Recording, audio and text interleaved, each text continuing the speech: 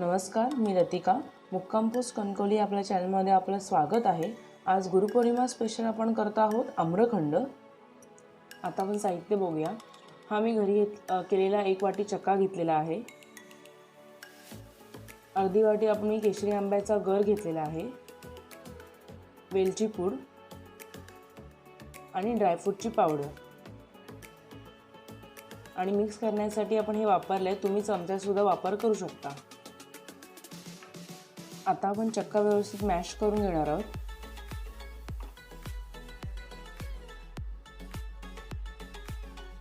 Mash करून झाल्यानंतर आपण ह्याच्यामध्ये जो केशरी आंब्याचा गर घेतलेला आहे तो आपल्याला टाकायचा ह्याच्यामध्ये.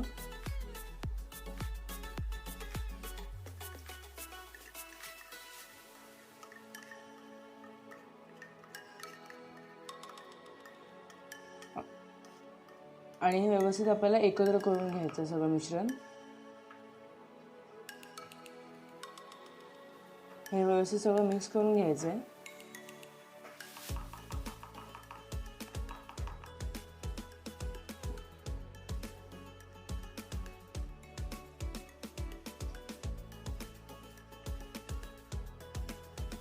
ही रेसिपी पटकन होणारी आहे आणि सध्या पावसाळा असल्यामुळे आपल्याला केशरी आंबे किंवा तोताई आंबेच आपल्याला मिळत आहे, म्हणून मी इथे केशरी आंब्याचा यूज केला आहे.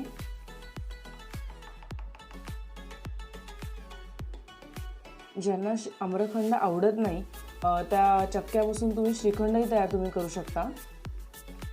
व्यवस्थित एकजीव करून घ्यायचे. त्याच्यामध्ये चक्क्याच्या ज्या गुठळ्या असतात त्या राहायला नाही पाहिजे आपल्याला.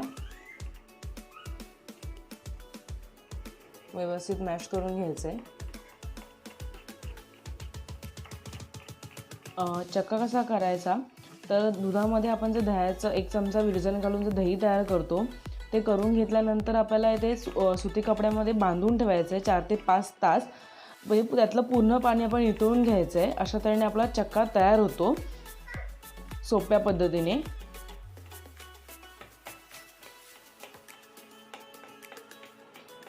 सध्या लॉकडाऊनमुळे काही बाहेरचं स्वीट्स आपल्याला मिळत नाही आहे, तर आपण हे घरच्या सोप्या पद्धतीने आपण हे आम्रखंड करू शकतो.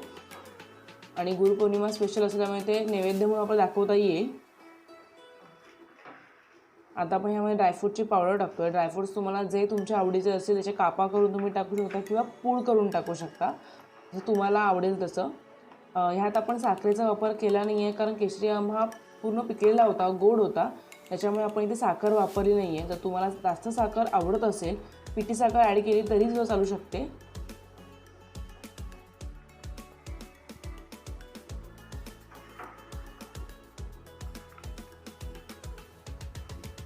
आता आपण ह्याच्यामध्ये चवीपुरतं एक वेलची पूड टाकणार आहोत टेस्टसाठी. हे श्रीखंड सगळं तयार झाल्यानंतर आपण टाकणार आहोत वेलची पूड. नंतर व्यवस्थित एकदा मिक्स करून घ्यायचे.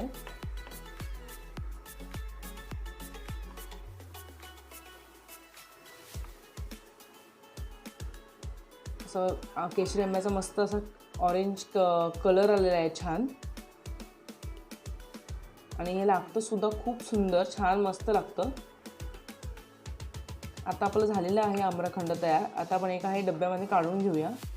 आता आपण हे सेट करायला फ्रीजमध्ये ठेवत आहोत आणि सेट झाल्यावर आपण तयार आहे आपलं खाण्यासाठी आम्रखंड.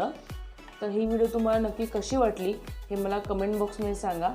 आणि माझ्या व्हिडिओला लाईक, शेअर आणि सबस्क्राईब करायला विसरू नका आणि बेल आयकॉन दाबायला विसरू नका. ही व्हिडिओ बघितल्याबद्दल धन्यवाद आणि तुम्हा सगळ्यांना गुरुपौर्णिमेच्या खूप खूप शुभेच्छा.